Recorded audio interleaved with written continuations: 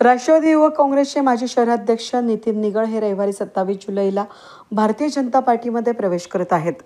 गंगापूर रोडवरील रावसाहेब थोरात सभागृह या ठिकाणी प्रवेश सोहळा पार पडणार असून जलसंपदा मंत्री गिरीश महाजन, नाशिकमधील भाजपचे सर्व आमदार आणि नेते मंडळी यावेळी उपस्थित राहणार आहेत. सातपूरमधील विविध कार्यकारी सोसायटीचे संचालक असलेल्या निगळ यांनी औद्योगिक वसाहतीतील प्रकल्पग्रस्त शेतकऱ्यांचे प्रश्न, स्थानिक नागरिकांच्या समस्या, त्याचबरोबर सांस्कृतिक उपक्रमांमधून सक्रिय सहभाग घेत समाजकार्याची भक्कम ओळख निर्माण केली आहे. या सोहळ्यामध्ये शिवसेना ठाकरे गटाचे माजी उपनेते सुनील बागुल आणि माजी महानगरप्रमुख मामा राजवाडे हे देखील भाजपामध्ये प्रवेश करणार असून त्यामुळे नाशिकमधील भाजपची संघटन शक्ती आणखीनच बळकट होणार असल्याचं राजकीय वर्तुळात मानलं जात आहे.